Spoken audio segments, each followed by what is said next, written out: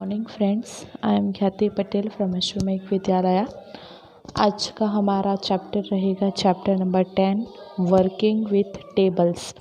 अब तक हम लोगों ने डेटाबेस का चैप्टर स्टार्ट किया है। 9th चैप्टर के अंदर हम लोगों ने डेटाबेस का इंट्रोडक्शन दिया है।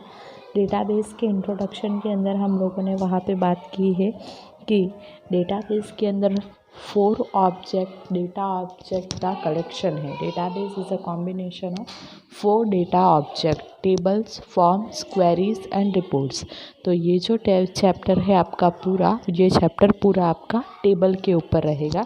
और यहाँ पे हम लोग टेबल के साथ कैसे वर्क करते हैं और इसके अंदर और भी कुछ और टॉपिक्स है जिसके बारे में हम लोग इस चैप्टर के अंदर बात करेंगे। सबसे पहले आपको फर्स्ट टॉपिक दिया गया है inserting data in the table. Table के अंदर डेटा इंसर्ट करना। पहले हम लोगों ने अब तक 9th चैप्टर के अंदर हम लोगों ने देखा कि टेबल कैसे क्रिएट होता है, टेबल कैसे जनरेट होता है, वो हम लोगों ने देखा।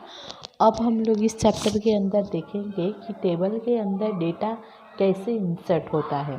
तो सबसे पहले टेबल के अंदर डेटा इंसर्ट करने के लिए आपको टेबल को ओपन करना पड़ता है, ठीक है। To insert a record in the table we must first open the table. To open the table, double click on the icon. जो टेबल है उसके ऊपर आपको डबल क्लिक करना है, उससे आपका टेबल ओपन हो जाएगा। और अल्टरनेटिवली आप लोग टेबल के ऊपर राइट क्लिक करोगे तो वहाँ पे भी आपका ऑप्शन आएगा, ओपन ऑप्शन आएगा, ठीक है। जैसे आप लोग ओपन ऑप्शन पे क्लिक करोगे तो टेबल के अंदर डेटा एंट्री करने की जो स्क्रीन है वो स्क्रीन वहाँ पे आपकी खुल जाएगी। तो ये स्क्रीन आपको कुछ इस तरह से दिखेगी। ये मेरे टेबल के अंदर डेटा एंट्री करने की स्क्रीन है। तो ये जो यहाँ पे आपको फील्ड दिख रही है, ये फील्ड आपके टेबल के अंदर आप लोगों ने जो फील्ड ली होगी वो सारी फील्ड रहेगी। यहाँ पे नीचे आपको एक बार वहाँ पे मिल रहा है, इसके बारे में भी हम लोग अभी बात करने वाले हैं। और यहाँ पे आप लोग कुछ यहाँ पे ग्रीन येलो ऐसे कलर का कुछ यहाँ पे एक आइकन दिख रहे हो, ठीक है। तो ये विंडो के अंदर ये सब कुछ चीज़ क्या है उसके अंदर अब हम लोग सबसे पहले बात करेंगे। तो यहाँ पे जो फर्स्ट लाइन आपको दिख रही है, फर्स्ट लाइन जहाँ पे मैंने अभी आपको दिखाया, सब S code, supplier name, address line 1, address line 2, city, ऐसा फर्स्ट लाइन जो आपको यहाँ पे दिख रही थी, तो वो लाइन को हॉरिजॉन्टल लाइन आपको दिख रही है जिसके अंदर आपको फील्ड के नेम्स डिस्प्ले हुए दिख रहे थे। वो लाइन को आप लोग टाइटल लाइन बोलोगे। वो लाइन को आप लोग वो क्या बोलोगे? Title line. तो टाइटल लाइन की डेफिनेशन रहेगी, the line consisting of field names is known as title line. ये जो सबसे पहली फर्स्ट लाइन रहेगी उसे आप लोग टाइटल लाइन बोलोगे। उसकी डेफिनेशन कुछ ऐसी रहेगी, the line consisting of field names is known as title line. यहाँ पे आप लोगों ने टेबल के अंदर जो भी फील्ड ली होगी वो सारी फील्ड आपको मिलेगी, ठीक है। Below the title line there is a row consisting of empty boxes. ये टाइटल लाइन के नीचे आपको एम्प्टी बॉक्स वाली एम्प्टी बॉक्स मिलेंगी। यहाँ पे आपको डेटा एंट्री करना है, ठीक है। यहाँ पे आपको डेटा को इंसर्ट करना है। तो यहाँ पे आपके सेकंड डेफिनेशन आ रही है डेटा इंसर्टिंग की, the job of filling all this empty boxes with appropriate data is known as data entry। Data entry किसे बोलोगे? तो ये जो एम्प्टी बॉक्सेस आपको मिल रहे हैं उसके अंदर एप्रोप्रिएट डेटा को इंसर्ट करने का जो प्रोसेस है, उसका जो जॉब है उसे आप लोग डेटा एंट्री बोलोगे, ओके।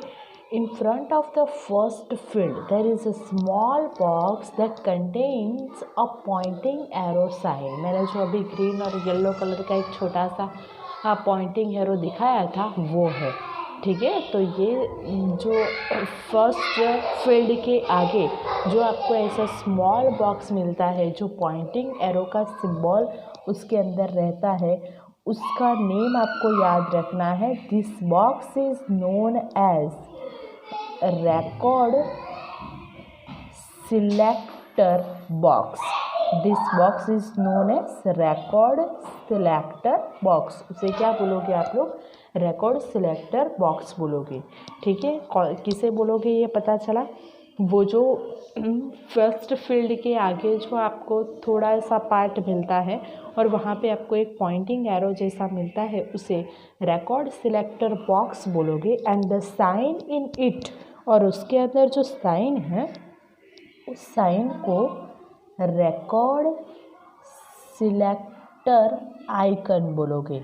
उस साइन को क्या बोलोगे आप? Record selector icon. ओके, अब यहाँ पे रिकॉर्ड सिलेक्टर आइकन के कुछ फंक्शंस आपको दिखाए गए हैं। फंक्शंस मतलब क्या? तो वो रिकॉर्ड सिलेक्टर आइकन चेंज होता रहता है।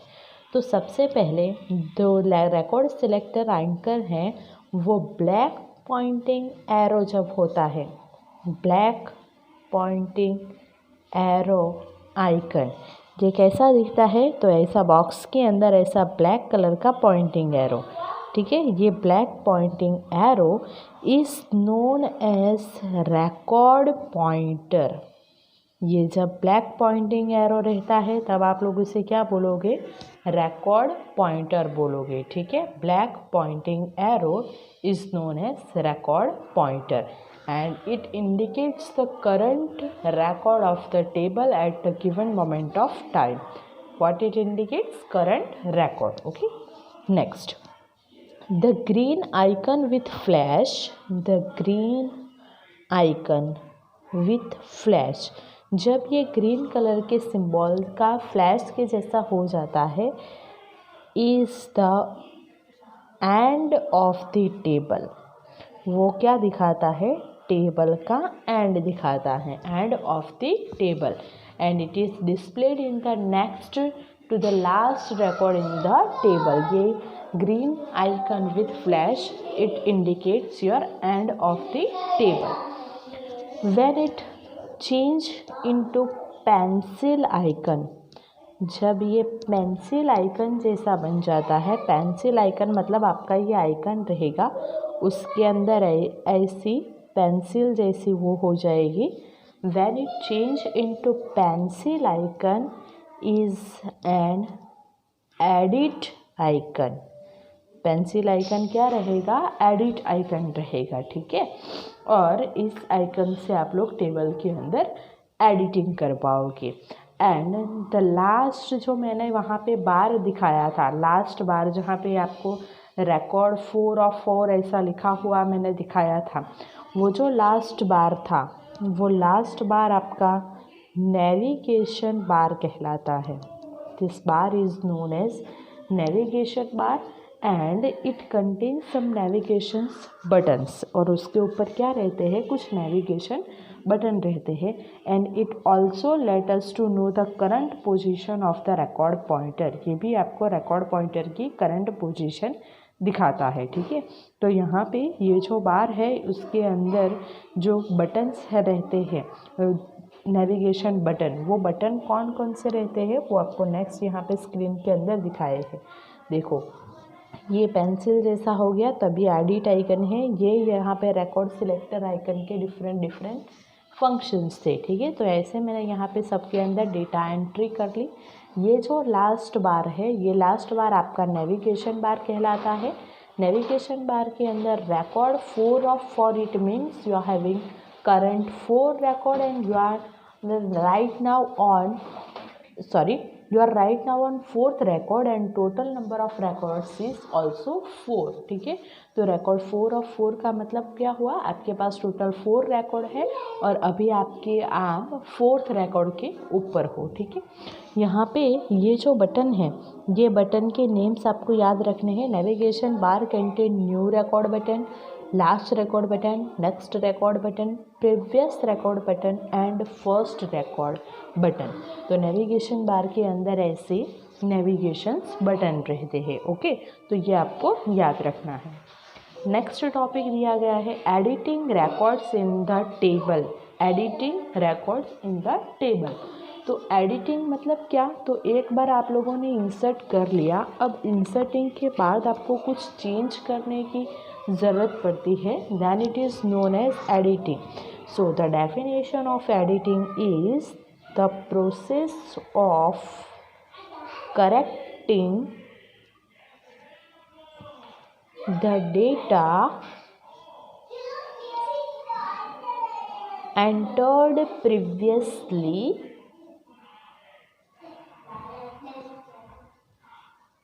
is known as editing। ये एडिटिंग की डेफिनेशन याद रखना। The process of correcting the enter data previously is known as data editing. ठीक है, अब यहाँ पे नेक्स्ट दिया गया है deleting records from the table. Table के अंदर से रिकॉर्ड को आपको डिलीट करना है, then you have to use delete key from the keyboard also. And second option, right click on the record and select the option delete record. ठीक है, table के रिकॉर्ड के ऊपर राइट क्लिक करोगे और डिलीट रिकॉर्ड ऑप्शन सिलेक्ट करोगे, तभी आप लोग उसके अंदर के डेटा डिलीट कर पाओगे। Next topic, sorting data in the table. Table के डेटा को सॉर्ट करना। अब सॉर्टिंग के आपके पास दो टाइप्स है। There are two types of sorting, ascending sort and descending sort. Ascending sort will arrange your data in A to Z form and descending sort will arrange your data in Z to A form। तो यहाँ पे ये ascending और descending sort के buttons आपको दिखाए गए हैं। ये बटन्स आपको याद रखने हैं, क्योंकि मैं एग्ज़ाम में ये बटन्स ड्रॉ करने के लिए पूछती हूँ। तो सबसे पहला सॉर्ट है आपका असेंडिंग सॉर्ट। असेंडिंग सॉर्ट का बटन जो रहेगा वो बटन ड्रॉ करने के लिए पूछा जाए तो ऐसे बॉक्स के अंदर A to Z, A 3 dot ऐसे कर देने हैं और Z लगा देना है और ऐसे एरो यहाँ पे नीचे दिखा देना है। ठीक है, A to Z, ये असेंडिंग सॉर्ट का बटन है। अगर मैं सेम वे पूछूंगी descending sort,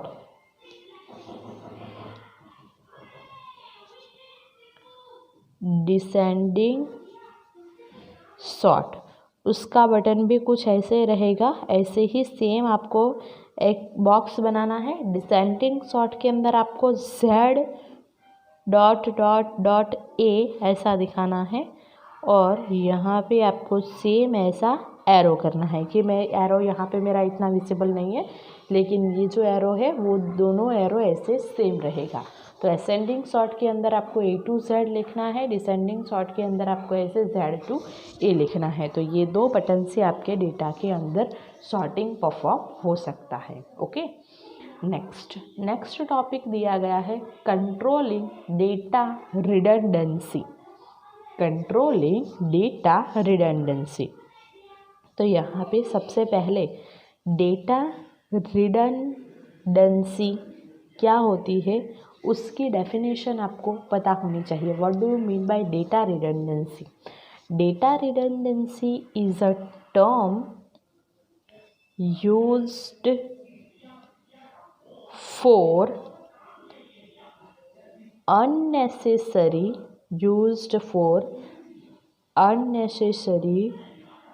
duplication or repetition of data। अगर बार बार डेटा का अननेसेसरी रिपीटेशन या तो डुप्लीकेशन हो रहा है तो उस चीज़ को डेटाबेस के टर्म में डेटा रिडंडेंसी बोला जाता है। ठीक है, data redundancy is a term used for unnecessary duplication और रिपीटेशन ऑफ डेटा। इस चीज़ को डेटा रिडंडेंसी बोला गया है। ओके, अब यहाँ पे आपके डेटाबेस के टेबल के अंदर ऐसी डेटा रिडंडेंसी नहीं होनी चाहिए। अननेसेसरी डेटा का डुप्लीकेशन मतलब बार बार सेम डेटा एंटर हो ऐसा भी नहीं होना चाहिए, और बार बार सेम डेटा रिपीट हो ऐसा भी नहीं होना चाहिए। ठीक है, तो इस चीज़ को बोलते हैं data redundancy. And to eliminate data redundancy from the database, we must take the special care to organize the organize the data that is stored in the table। ये डेटा रिडंडेंसी को कंट्रोल करने के लिए आप जब table के अंदर data insert करते हो, टेबल के अंदर जब डेटा स्टोर करवाते हो, उस टाइम पे आपको बहुत अच्छे से ध्यान में रख के उस टेबल के डेटा के अंदर डेटा एंट्री करनी है।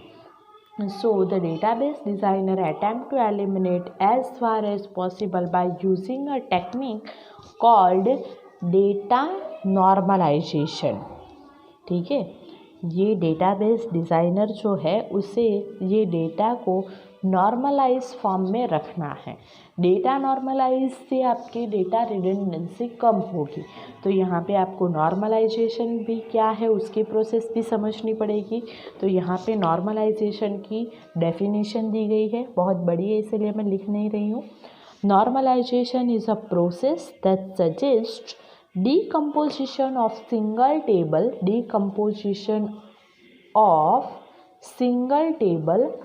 into multiple tables, thus creating a parent child relationship।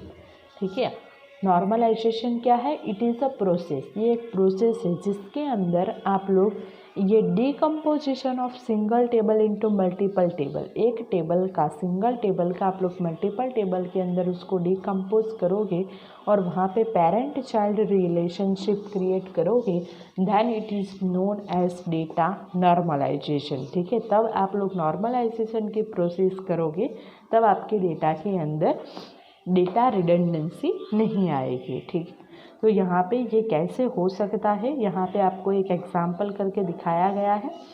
यहाँ पे आपको 2-3 टेबल करके दिखाए गए हैं। ठीक है, तो यहाँ पे आपको एक डेफिनेशन आ रही है, वो डेफिनेशन आपको याद रखनी है। The table which contains primary key is known as master table. The table which contains primary key, the table which contains the primary key is known as master table।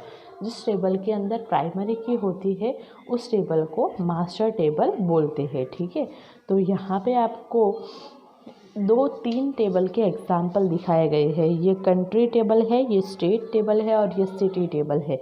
इसके अंदर कंट्री आईडी प्राइमरी की है, इसके अंदर भी country ID और यहाँ पे स्टेट आईडी, ये तीनों टेबल के अंदर प्राइमरी की है। तो जो भी टेबल ऐसा हो जिसके अंदर प्राइमरी की होती है उस टेबल को क्या बोलते हैं?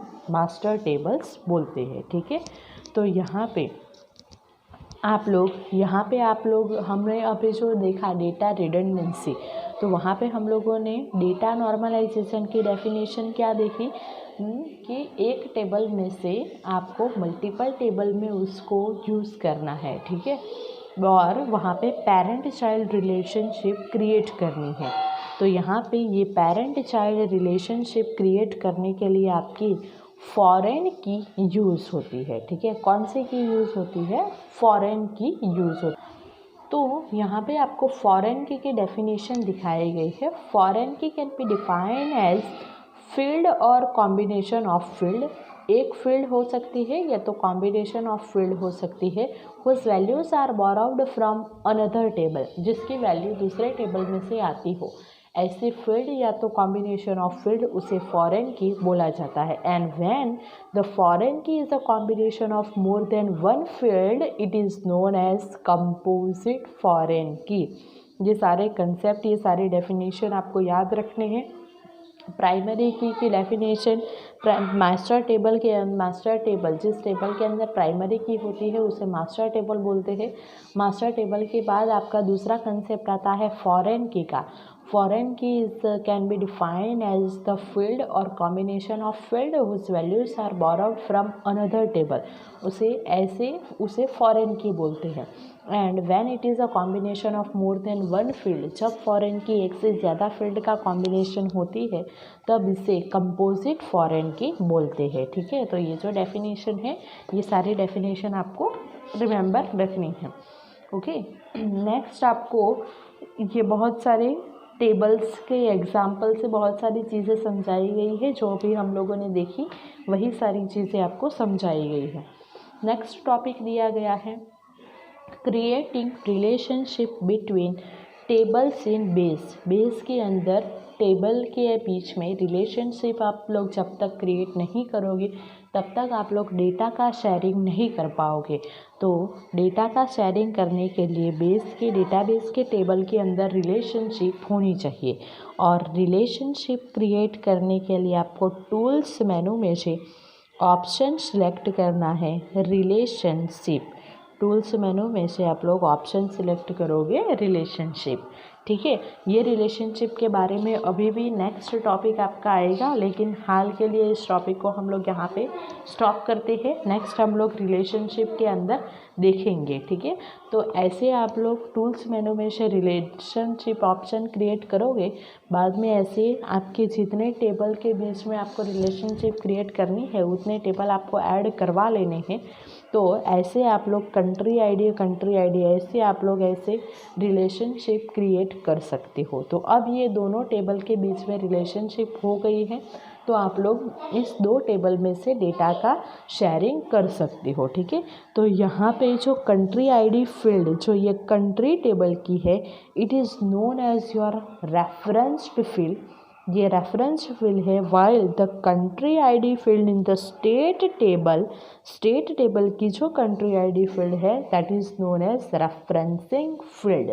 ये क्या होती है? रेफरेंसिंग फील्ड है और वो आपकी रेफरेंस्ड फील्ड है। ठीक है, अब यहाँ पे ये रिलेशनशिप क्रिएट करने के लिए ये रेफरेंसिंग फील्ड और रेफरेंस्ड फील्ड दोनों की डेटा टाइप सेम होनी चाहिए। डेटा टाइप मतलब हम लोगों ने आगे के चैप्टर में देखी कि बेस के अंदर 3 अवेलेबल बेसिक कैटेगरी की डेटा टाइप 3 है, लेकिन वहाँ पे टैक्स वेयर और बहुत सारी वेयर ऐसे बहुत सारी डेटा टाइप होती है।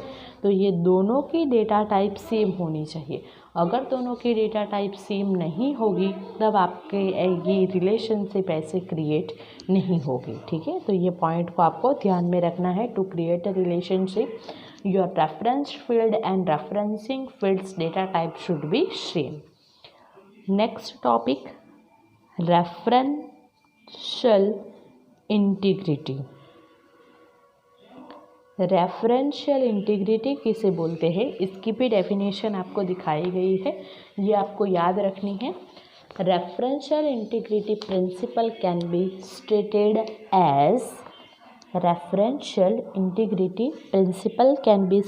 As no unmatched foreign key value should exist in the database. ऐसी फॉरेन की आपके डेटाबेस के अंदर नहीं होनी चाहिए जिसकी वैल्यू किसी भी टेबल के साथ मैच ना हो। ठीक है, no unmatched foreign key value should exist in the database. Okay, ये प्रिंसिपल को रेफरेंशियल इंटीग्रिटी बोलते हैं। ठीक है, क्योंकि ऐसा हुआ डेटाबेस के टेबल के अंदर ऐसी रिलेशनशिप के क्रिएट करने के टाइम पे अगर मैच नहीं हुई डेटा मैच नहीं हुआ तो ऐसे टेबल में आप लोग रिलेशनशिप क्रिएट करोगे लेकिन फिर भी वहाँ से डेटा आप लोग फैच नहीं कर पाओगे। ये ठीक है, तो इसीलिए रेफरेंशियल इंटीग्रिटी का प्रिंसिपल ये बताता है कि ऐसी फॉरेन की आपके डेटाबेस के अंदर नहीं होनी चाहिए जो किसी भी टेबल के डेटा के साथ मैच ना हो। Okay, and here are some options allows you to maintain the referential integrity in the database. यहाँ पे कुछ ऐसे ऑप्शंस आपको दिए गए हैं जिस ऑप्शन का यूज़ करके आप लोग रेफरेंशियल इंटीग्रिटी आपके डेटाबेस के टेबल के अंदर मेंटेन कर सकते हो। ठीक है, तो यहाँ पे रेफरेंशियल इंटीग्रिटी को फॉलो करने के लिए आपका सबसे पहला फर्स्ट आपका ऑप्शन दिया गया है no action. to achieve a referential integrity, first option is given is no action. No action, ये ऑप्शन क्या बताता है? This option states that a user should not allow to delete or update any record if it's related record exist in some other table.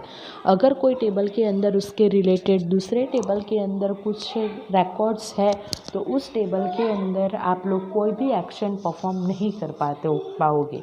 मतलब delete भी नहीं कर पाओगे और अपडेट भी नहीं कर पाओगे. नो एक्शन मतलब वहाँ पे किसी भी टाइप की एक्शन परफॉर्म नहीं होगी. ठीक है, इस चीज़ को बोलते हैं नो एक्शन. ओके, ये रेफरेंशियल इंटीग्रिटी का सबसे पहला फर्स्ट प्रिंसिपल है.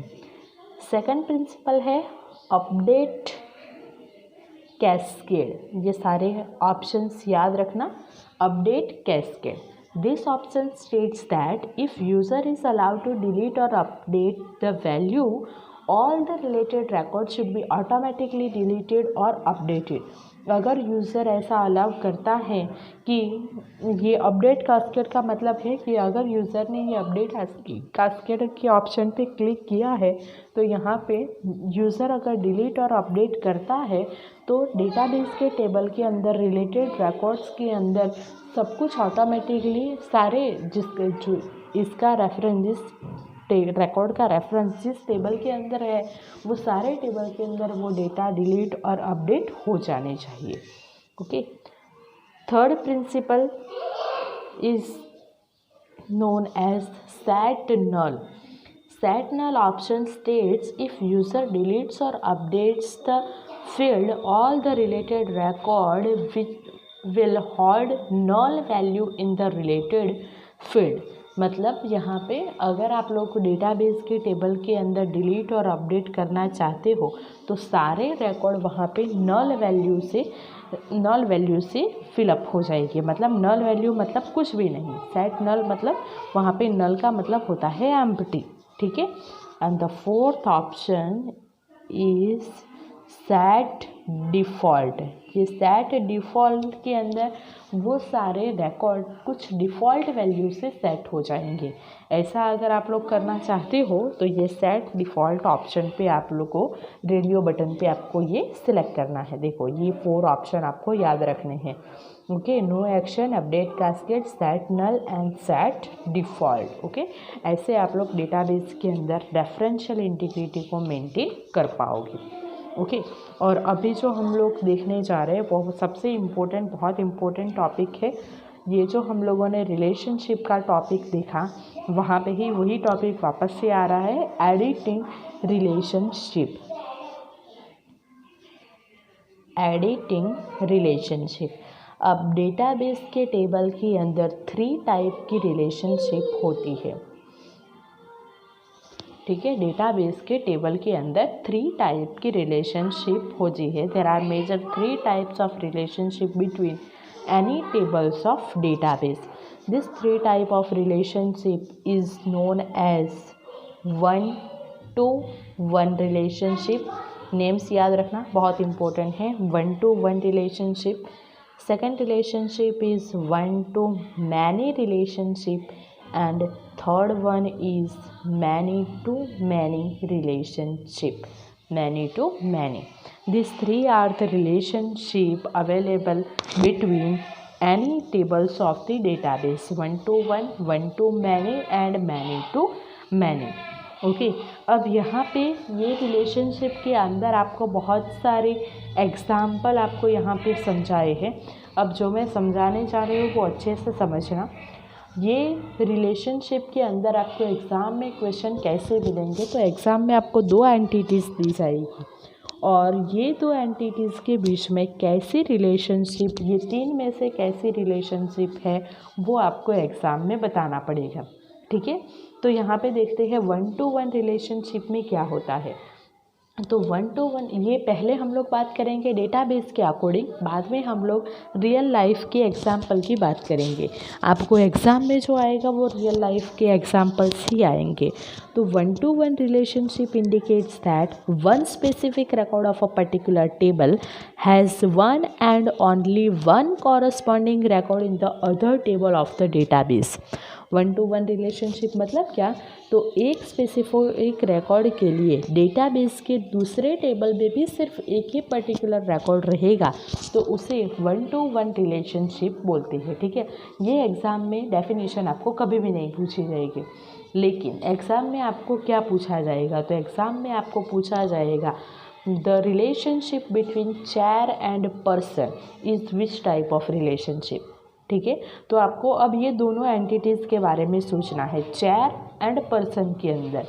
ठीक है, तो यहाँ पे ये दोनों रिलेशनशिप के अंदर आप लोग देखोगे तो बेसिकली एक चेयर के अंदर एक ही पर्सन बैठ सकता है, एक पर्सन के लिए एक चेयर इनफ है। तो यहाँ पे दोनों साइड पे वन टू वन रिलेशनशिप हुई। ठीक है, यहाँ पे दूसरी रिलेशनशिप यहाँ पे बताई गई है आपके क्लास एंड क्लास टीचर की। क्लास एंड क्लास टीचर, आपका जो 11th परशुराम का जो क्लास है, ठीक है, वो भी आपके पूरे उसके जैसा सेम क्लास तो नहीं हो सकता। हाँ, 11th का क्लास हो सकता है लेकिन सेम परशुराम क्लास नहीं हो सकता, उसका नेम मतलब कुछ ना कुछ तो डिफरेंट होगा अगर दूसरा क्लास है तो वहाँ पे क्लास और क्लास टीचर, वहाँ पे क्लास भी एक ही रहेगा और एक क्लास के लिए सिर्फ एक ही क्लास टीचर अलाउ किया जाएगा। ठीक है, तो उस रिलेशनशिप को भी बोलते हैं one to one relationship. Second example, third example आपको सोचना है library and the library card issues to student. अगर कोई एक पर्टिकुलर स्कूल के अंदर कोई स्टूडेंट को लाइब्रेरी कार्ड इश्यू होता है तो वो एक स्टूडेंट को एक ही लाइब्रेरी कार्ड इश्यू होता है। ठीक है, एक स्टूडेंट के पास दो लाइब्रेरी कार्ड इश्यू नहीं होते हैं, तो इस सिनेरियो को बोलते हैं वन टू वन रिलेशनशिप। ठीक है, तो यहाँ पे ऐसे आपको एग्जाम्पल आपके पूछे जाएंगे एग्ज़ाम में और पूछा जाएगा कि ऐसे इस दोनों के बीच में कौन से टाइप की रिलेशनशिप रहे। सेकेंड टाइप के रिलेशनशिप की बात करते हैं one to many relationship. One two many relationship में क्या होगा, तो यहाँ पे एक रिकॉर्ड के अंदर आपको पर्टिकुलर दूसरे टेबल में से बहुत सारे रिकॉर्ड मिलेंगे तो उसे वन टू मैनी रिलेशनशिप बोलते हैं। यहाँ पे हम लोग बात करते हैं वन टू मैनी रिलेशनशिप में customer and the products purchase from customers.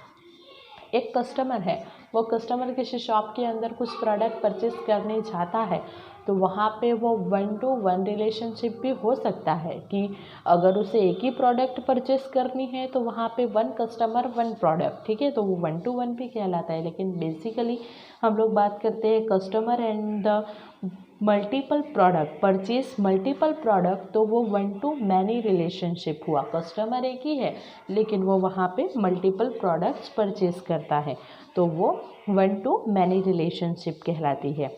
वैसे ही यहाँ पे हम लोग बात करते हैं your class teacher and class की।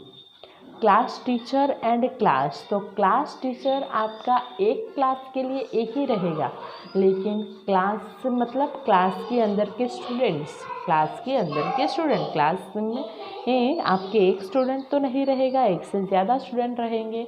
तो यहाँ पे क्लास एंड क्लास टीचर के बीच का जो रिलेशनशिप है वो आपका वन टू मैनी रहेगा। एक क्लास टीचर के लिए बहुत सारे स्टूडेंट्स वहाँ पे है। ठीक है, तो ऐसे आपको वन टू मैनी रिलेशनशिप में सोचना है। ठीक है, और ऐसी आपको थर्ड रिलेशनशिप बताई गई है मैनी टू मैनी रिलेशनशिप, जहाँ पे कुछ एक स्पेसिफिक रिकॉर्ड के लिए डेटाबेस के टेबल में से बहुत सारे और भी रिकॉर्ड मिलेंगे तो वहाँ पे मैनी टू मैनी रिलेशनशिप का एग्जाम्पल उसे बताया गया है। यहाँ पे उसका एग्जाम्पल एक ही दिखाया गया है, employed work in a company and the designation. कोई एक पर्टिकुलर एम्प्लॉय और वो एम्प्लॉय जिस डेजिग्नेशन पे वर्क करता है उसे मैनी टू मैनी रिलेशनशिप बोलते हैं। ठीक है, क्योंकि बेसिकली जो एक एम्प्लॉय होता है वो एम्प्लॉय सिर्फ एक ही डेजिग्नेशन पे वर्क करता है, लेकिन कभी कभी किसी और एम्प्लॉय की एब्सेंट में वो उसकी भी पोस्ट हैंडल करता है तो उस चीज़ को मैनी टू मैनी रिलेशनशिप बोलते हैं। ठीक है, उस चीज़ को मैनी टू मैनी रिलेशनशिप बोलते हैं। ओके, तो यहाँ पे ये तीन रिलेशनशिप के बारे में आपको एग्जाम्पल्स सब कुछ अच्छे से ध्यान में रख के समझने हैं। Okay, the last topic is your field properties. Field properties. तो यहाँ पे फील्ड प्रॉपर्टीज़ आपको कुछ दिखाई गई है, जो फील्ड प्रॉपर्टी फील्ड लेवल के वैलिडेशन के लिए अलाउ हो यूज़ आप लोग कर पाओगे। यहाँ पे यूज़र कुछ डेटा एंट्री के टाइम पे मिस्टेक ना करे, इसीलिए ये सारी फील्ड लेवल की वैलिडेशन फील्ड लेवल प्रॉपर्टीज़ आपको बताई गई है। यहाँ पे जब मैंने ये टेबल 9th चैप्टर में बताया था, जब आप लोग डेटाबेस के अंदर टेबल डिज़ाइन करते हो उस टाइम पे यहाँ पे नीचे फील्ड प्रॉपर्टीज़ करके कुछ प्रॉपर्टीज़ आपको यहाँ पे दिखाई गई है। वो प्रॉपर्टीज़ आपको ध्यान में रखनी है, वो सारी आपकी फील्ड प्रॉपर्टीज़ है। ओके, तो यहाँ पे ये 4 जो फील्ड प्रॉपर्टी है, 5 फील्ड प्रॉपर्टी है, वो सारी फील्ड प्रॉपर्टी आपको याद रखनी है। सबसे पहली फर्स्ट फील्ड प्रॉपर्टी है ऑटो वैल्यू। ये प्रॉपर्टी को आप लोग यस या नो से सेट कर सकते हो, ठीक है।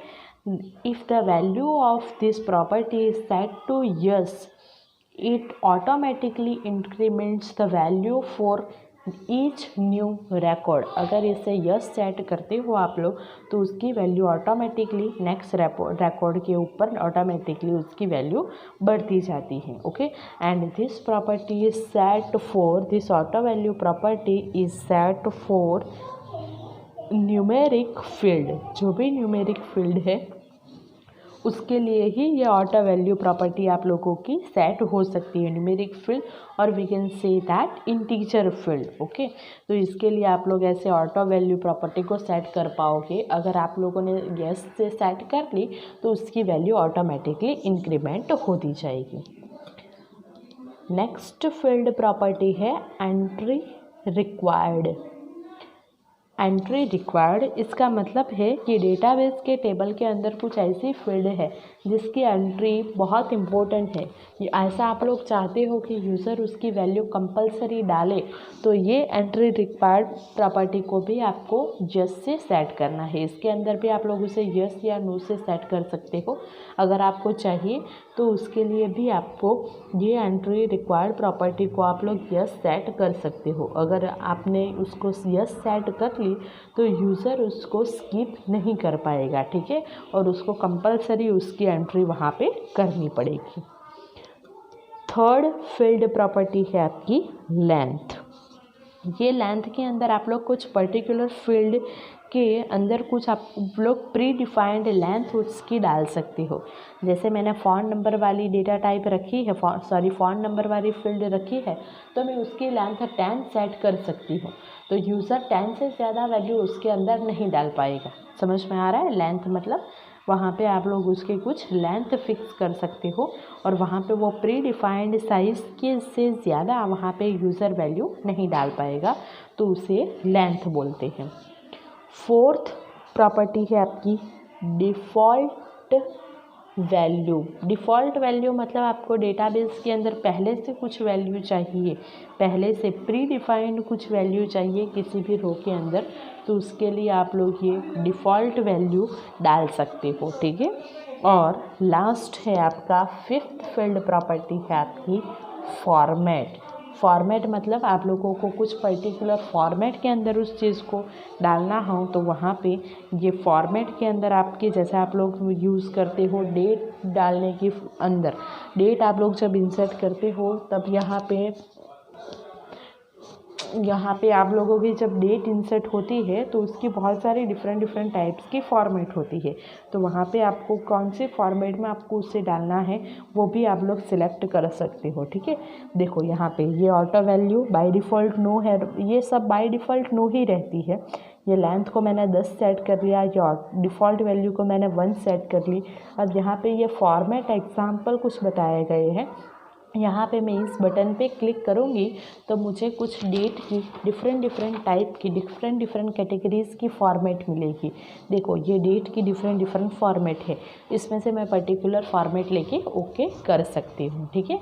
तो ये सारी मेरी क्या रहेगी, ये सारी मेरी फील्ड प्रॉपर्टीज़ है। Auto value, entry required, length, default value and format. Okay, तो ये आपका चैप्टर नंबर 10 का कंटेंट है। यहाँ पे आपका चैप्टर नंबर 10 कंप्लीट होता है। नेक्स्ट सेशन के अंदर हम लोग बात करेंगे चैप्टर नंबर 11 की, जहाँ पे हम लोग डेटाबेस का सेकंड जो कंपोनेंट है, सेकंड डेटा एलिमेंट है क्वेरी, उस क्वेरी के अंदर बात करेंगे। ठीक है, तब तक के लिए आपको ये वीडियो देखना है और इसके अंदर दिखाई गई नोट्स को अच्छे से प्रिपेयर करना है। Thank you.